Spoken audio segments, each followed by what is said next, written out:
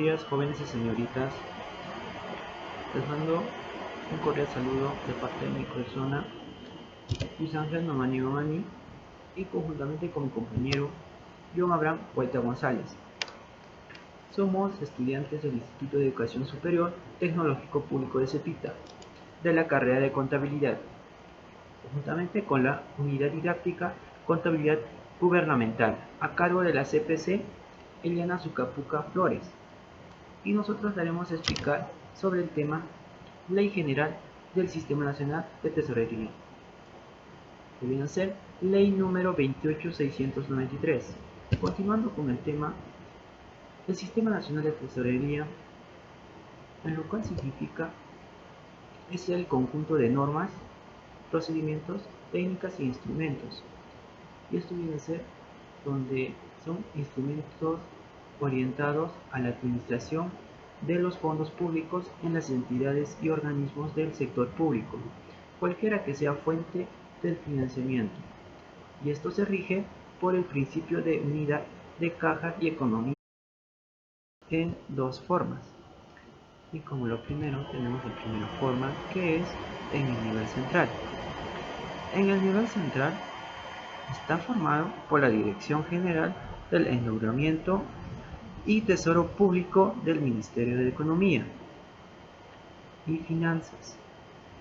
Y lo siguiente tenemos la segunda forma, que es el nivel descentralizado. El nivel descentralizado es por las unidades ejecutoras y dependencias equivalentes en las entidades del sector público. Con lo siguiente tenemos los objetivos. Tiene como objetivo normar todo lo relacionado al manejo eficiente de los fondos públicos a través de las subcuentas del Tesoro Público y otros instrumentos de pagaduría, como decir, como que puede pagar en otras formas también.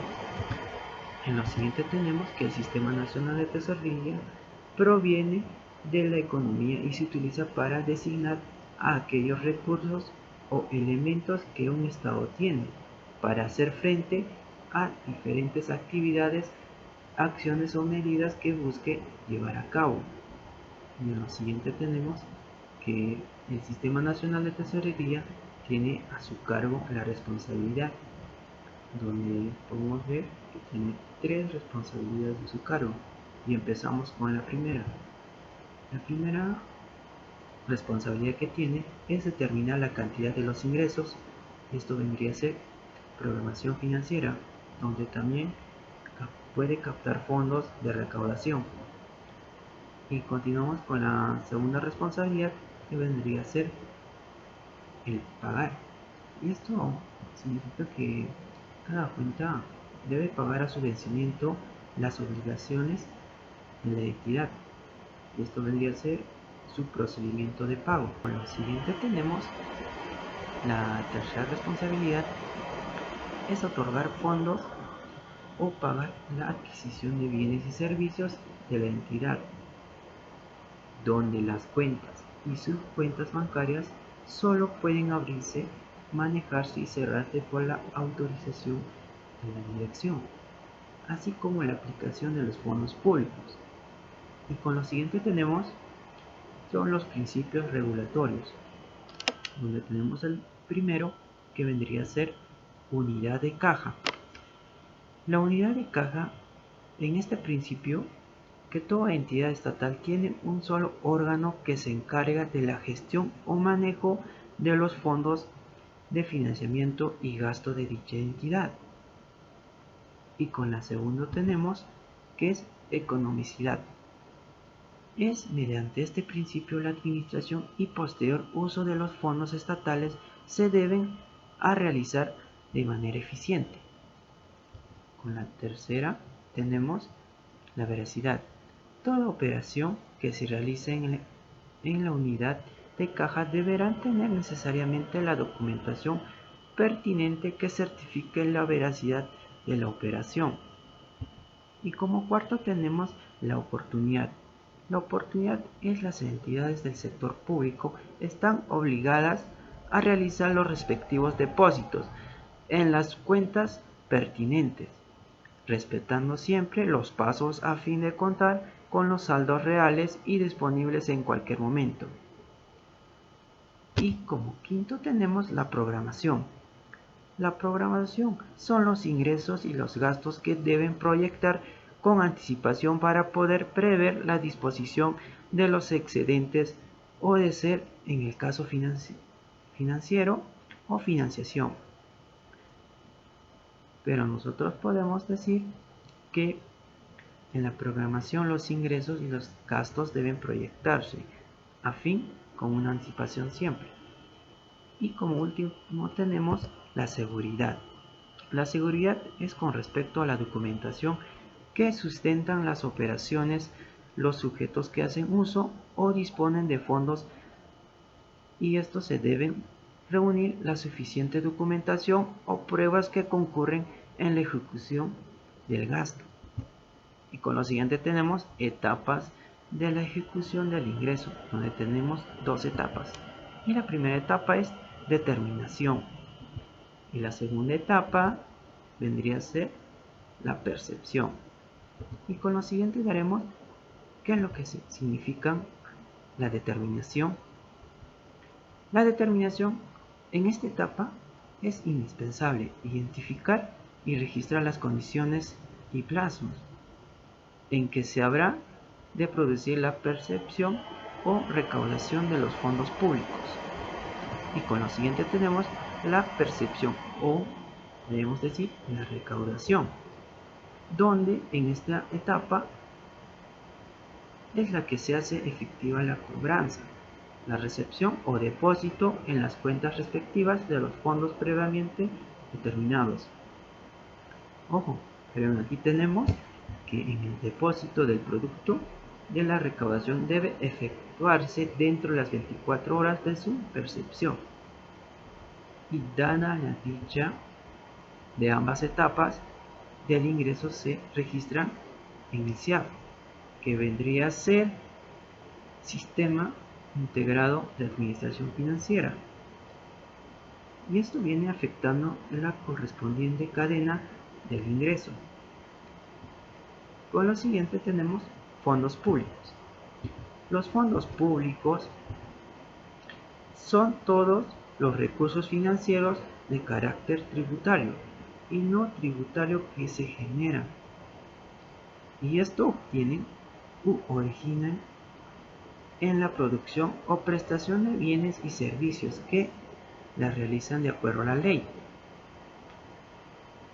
Aquí tenemos la administración de los fondos públicos, que nos dice los fondos públicos provenientes de la recaudación tributaria e ingresos no tributarios son administrados y registrados por la Dirección Nacional del Tesoro Público. En lo siguiente tenemos que los fondos públicos son generados u obtenidos en la producción o prestación de los bienes y servicios autorizados con arreglo a la ley. Se encuentran bajo la administración y registro de las unidades ejecutoras. Con lo siguiente tenemos caja única, cuenta principal y posición de la caja de la Dirección Nacional del Tesoro Público, donde vendría a ser la caja única es la Dirección Nacional del Tesoro Público, y esta está constituida por la cuenta principal de la misma y otras cuentas bancarias de las cuales es titular.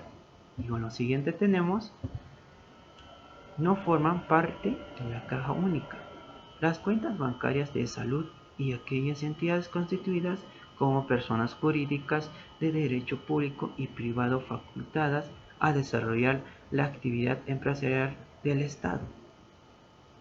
Y con lo siguiente tenemos operaciones en cuentas bancarias y conformantes de la caja única, en las cuales son las operaciones de ingreso y gastos en las cuentas bancarias, donde las unidades ejecutoras y dependencias equivalentes en las entidades mantienen los fondos que administran y registran cualquiera que sea la fuente de financiamiento.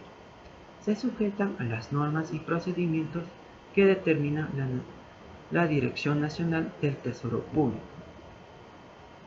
Con lo siguiente, esto se basa en la cuenta principal de la Dirección Nacional del Tesoro Público. Y esto se rige la cuenta principal de la Dirección Nacional del Tesoro Público, donde es una cuenta bancaria ordinaria abierta a su nombre en el Banco de la Nación, donde la Dirección Nacional del Tesoro Público autoriza la apertura de las subcuentas bancarias de su cuenta principal, que sean necesarias para el registro del movimiento de ingresos y gastos. Y esto, continuando con el tema, aquí tenemos operaciones en cuentas bancarias, donde conformantes de caja, aquí podemos decir que conforman el importe de la comisión correspondiente al Banco de la Nación, y esto va por la recaudación y servicios bancarios. Se debita automáticamente en la cuenta principal, y con los tiene dos cuentas principales que podemos ver en la primera, que serían subcuentas bancarias de ingreso, y también tendríamos subcuentas bancarias de gasto. Empezamos primero a dar a conocer qué serían las subcuentas bancarias de ingresos. Vendría a ser que se registra la percepción o recaudación sobre la base de su acreditación en la cuenta principal, y esto, apertura, debe indicarse la entidad administradora de lo mismo. Y continuando con lo siguiente, tenemos las subcuentas bancarias de gastos, que vendría a ser las cuentas bancarias del gasto se registran las operaciones de pagaduría que se realizan sobre la base de autorizaciones aprobadas por la Dirección Nacional del Tesoro Público en el proceso de ejecución del gasto efectuado de acuerdo a la ley. Y con lo siguiente tenemos la programación y elaboración de presupuesto de caja. Primero tenemos la programación de caja a nivel central, y con lo siguiente tenemos que es el proceso a través del cual se preestablecen las condiciones para la gestión de la tesorería determinado en el flujo de ingresos y gastos, y evaluando con oportunidad las necesidades y alternativas de financiamiento temporal. Y esto, con lo siguiente tenemos el presupuesto de caja del Gobierno Nacional, es el instrumento de gestión financiera que expresa el pronóstico de los niveles de liquidez disponibles sobre la base de la estimación de los fondos del Tesoro Público a ser percibidos o recaudados. Y con lo siguiente tenemos elaboración del presupuesto de caja del Gobierno Nacional, donde se desarrolla sobre la base de lo siguiente. Podemos afirmar que son dos formas, y empezamos con la primera, que vendría a ser la proyección de la disponibilidad financiera en función a los ingresos tributarios y no tributarios efectivamente percibidos. Y con lo siguiente tenemos el monto de las obligaciones devengadas, las devoluciones legalmente reconocidas y de transferencias establecidas por la ley. Y con lo siguiente tenemos la ejecución financiera del ingreso. Esto corresponde al área encargada y se sujeta a lo siguiente. Primero tenemos la norma legal que autoriza su percepción o recaudación. Con lo siguiente tenemos identificación del deudor obligado al pago. Con lo siguiente tenemos liquidación del monto por cobrar. Ahí tenemos la oportunidad y o periodicidad de la cobranza, así como los intereses aplicables. Y por último tenemos tratamiento presupuestal aplicable a la percepción o recaudación. Esto se basa, estos 5, a la ejecución financiera de ingresos. Y con lo siguiente tenemos ejecución financiera de los gastos, donde podría ser que el devengado es el reconocimiento de una obligación de pago que se registra sobre la base del compromiso previamente formalizado y registrado, sin exceder el límite del correspondiente calendario de compromisos. Y como siguiente tenemos, es el total del devengado registrado a un determinado periodo. No debe de excederse el total acumulado del gasto comprometido y registrado a la misma fecha. Con lo siguiente tenemos la formalización del devengado, donde debemos tener 4 tipos que vendría a ser. Y daremos a dar un previo concepto sobre la formalización. El devengado, sea en forma parcial o total, se produce como consecuencia de haberse verificado. En lo siguiente podemos ver que es la recepción satisfactoria de los bienes adquiridos o la efectiva prestación de los servicios contratados. También podría ser que sea llamado el cumplimiento de los términos contractuales o legales cuando se trate de gastos sin contraprestación inmediata o directa. Y por último tenemos el registro en el sistema integrado de administración financiera del sector público, conocido como la CIAF. Bien, mi persona, John Abraham Guaita González, les dará a conocer la autorización del devengado.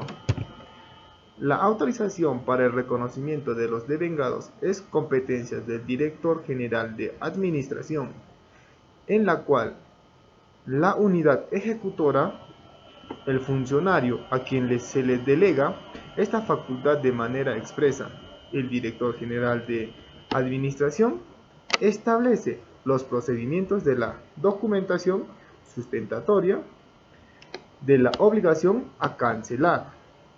¿Ya? Plazo para la formulación y registro del devengado.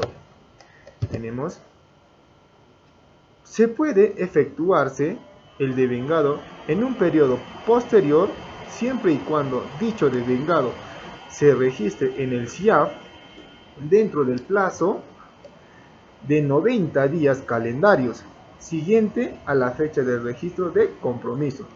Caso contrario, se deberá proceder a anular dichos compromisos y efectuar las acciones administrativas pertinentes con la excepción que se señale correspondiente de la ley de presupuesto del sector público. Bien, por este lado también tenemos procedimientos y normas de pagaduría. La Dirección Nacional del Tesoro Público establece los procedimientos, normas y plazos de pagaduría, sea mediante cheques, abonos en cuentas, en efectivo o por medios electrónicos, inclusive de las retenciones a favor de la administración tributaria de los terceros autorizados de acuerdo a la ley con criterios de oportunidad y ubicación geográfica, ¿no? También tenemos plazos para cancelar el devengado. El devengado debidamente registrado al 31 de diciembre de cada año puede cancelarse hasta el 31 de marzo del año siguiente. ¿Ya? Reglas básicas de compromiso y devengado. Comprometido entre enero y noviembre, tenemos, se puede devengar hasta el 31 de diciembre. Comprometido en diciembre, se puede devengar hasta el 31 de diciembre, ¿no? Ahora, comprometido entre enero, diciembre y no devengado hasta el 31 de diciembre, esto nos conlleva a la anulación del compromiso, ¿no? Devengado hasta el 31 de diciembre, se puede girar hasta el 31 de marzo. Bien. El giro para atender el gasto devengado, el gasto girado debe hacerse mediante transferencias electrónicas, cheques en forma excepcional o en el efectivo, ¿no? La fecha del gasto girado registrado en el CIAF debe ser la misma o posterior a la fecha de la respectiva autorización de giro. Es responsabilidad del tesorero la verificación de los datos del gasto girado, registrado y transmitidos a través del CIAF a la Dirección Nacional de Tesoro Público. ¿Ya? Modalidades de pago. Abono en cuentas individuales. ¿Qué quiere decir? Remuneración y pensiones, pagos por CAS, dietas de directorio. ¿Ya? Transferencias electrónicas a cuentas en el Sistema Financiero Nacional, proveedores del Estado, ¿ya? Pago con cheques, excepcionalmente. Utilices como medida de pago exclusivamente para los casos señalados en el artículo 31 de la Directiva de Tesorería. Pago en efectivo. Gastos menudos que demanden cancelación inmediata o que no pueden ser pagados con otros instrumentos de pago. El siguiente tenemos, puede utilizarse para el pago de jornales. ¿Ya? Reglas básicas de compromiso y de vengado. Como primero tenemos la apertura de todas las cuentas que estén vinculadas con recursos incluidos en el presupuesto institucional requieren de la autorización de la Dirección Nacional del Tesoro Público. Ya como segundo también tenemos todas las cuentas de recursos públicos que pertenecen a los recursos determinados, endeudamiento, salvo que el convenio estipule lo contrario, y transferencias deben ser necesariamente abiertas en el Banco de la Nación. Ya como tercero también tenemos cuentas que pueden ser abiertas en otras entidades del sistema financiero nacional. Fuentes distintas de antes indicado, cuentas de recursos que no están dentro del marco presupuestal, donaciones privadas o internacionales, cuya estipulación requiere el uso de la banca privada o etcétera, ¿no? Bancarias autorizadas y gestionadas por la Dirección Nacional del Tesoro Público, tenemos las cuentas bancarias de encargos, cuenta central y cuenta bancaria de reversión. También tenemos cuentas específicas de encargos a gobiernos locales y empresas, cuenta central y cuentas adicionales. También tenemos cuentas de donaciones y transferencias con tipo de recursos distinto del normal, ¿no? Cuentas de fuentes de financiamiento distintas de las canalizadas por la Dirección Nacional del Tesoro Público en el Banco de la Nación. También tenemos proceso de acreditación manejo de cuentas bancarias.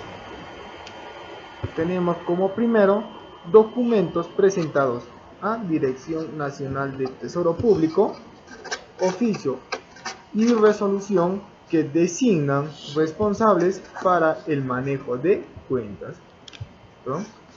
La Dirección Nacional del Tesoro Público debe verificar y dar su autorización al Banco de la Nación. Como tercero tenemos, el Banco de la Nación debe comunicar la autorización donde están las cuentas ¿Ya? Caso excepcional es el expediente de la entidad puede haber sido observado, ¿no? Y también tenemos acreditación de titulares y suplentes de cuentas bancarias. Son titulares obligados para el manejo de las cuentas bancarias abiertas por el orden de la Dirección Nacional del Tesoro Público. ¿Ya? Adicionalmente, se puede designar hasta 2 suplentes, dentro de los cuales queda prohibida la designación de el cajero o personal del área de control interno. Segundo, tenemos jefe de abastecimiento o logística. Tercero, tenemos personal que tenga a su cargo labores de registro contable. Como cuarto tenemos regidores. Otras operaciones de tesorería. El fondo para pagos en efectivo tenemos o se afectan para pagos menudos, urgentes, de rápida cancelación y no programados. ¿Ya? Se constituye mediante la resolución administrativa indicando el monto del fondo, el responsable único de su manejo y el monto máximo para pagos en efectivo, entre otros, ¿no? Solo puede contar con un fondo en efectivo por fuente de financiamiento. ¿Ya? Pago en efectivo, fondo fijo, caja chica. ¿Ya? Adicionalmente a lo señalado, se podrá utilizarse el fondo fijo caja chica para gastos con cargo a fuentes de financiamiento distintas a la de recursos ordinarios. Su administración se sujeta a las normas generales de tesorería 6 y 7 aprobadas por la resolución directorial. Apertura de cuentas bancarias. Tenemos la administración de fondos debe efectuarse en la tesorería u oficina que haga sus veces de su manejo. Debe realizarse a través de cuentas bancarias autorizadas por la Dirección Nacional del Tesoro Público. Como segundo también tenemos la apertura y acreditación de responsables de las cuentas se sujeta a lo establecido en la directiva, sin perjuicio de las disposiciones que señale en la correspondiente entidad bancaria en el marco de la legislación aplicable, ¿no? Tercero, tenemos las cuentas bancarias para el manejo de fondos administrativos y canalizados a través de la Dirección Nacional del Tesoro Público en el Banco de la Nación. Son fondos administrados por la Dirección Nacional del Tesoro Público, aquellos cuya ejecución se realiza con cargo a los créditos presupuestarios aprobados en la entidad. ¿Ya? Como cuarto tenemos los responsables titulares del manejo de las cuentas bancarias deben ser director general de administración o el funcionario y el tesorero, ¿no? Disposiciones para el cierre del año fiscal.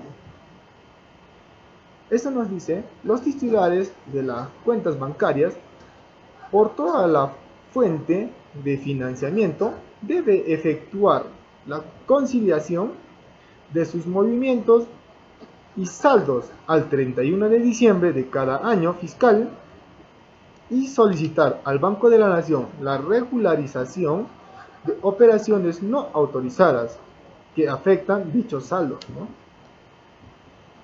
Siguiente también tenemos el director general de administración o quien haga sus veces es responsable de los mayores costos que pudieran generarse como consecuencia de la falta de autorizaciones de giro y de pago derivadas de la no correcta formalización y registro de las transacciones realizadas con la ejecución del gasto en sus diferentes etapas.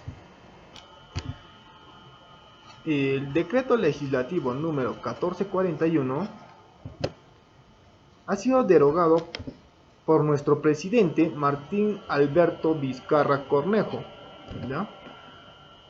El decreto legislativo número 1441 ha sido derogado por el presidente de la República, Martín Vizcarra, ¿ya? Por cuanto el Congreso de la República, mediante la ley número 30.823, delega en el Poder Ejecutivo la facultad de legislar en materia de gestión económica y competitividad, de integridad y lucha contra la corrupción, de prevención y protección de personas en situación de violencia y vulnerabilidad, y de modernización de la gestión del Estado, por un plazo de 60 días calendarios. El artículo 2 de la ley número 30.823 establece el Poder Ejecutivo está facultado para legislar sobre la modernización de los sistemas administrativos del Estado, con el objetivo de mejorar la gestión, productividad, eficiencia y efectividad en las entidades públicas, dentro de lo cual se permite actualizar el marco regulatorio del Sistema Nacional de Tesorería, a fin de consolidar el enfoque de gestión integral de activos y pasivos financieros del Estado, con cargo a dar cuenta al Congreso de la República. ¿Ya? El decreto legislativo del Sistema Nacional de Tesorería tiene como objetivo, el decreto legislativo tiene por su objeto regular el Sistema Nacional de Tesorería, conformante de la administración financiera del sector público, ¿ya? Sus principios son eficiencia y prudencia, fungibilidad, oportunidad, unidad de caja, veracidad.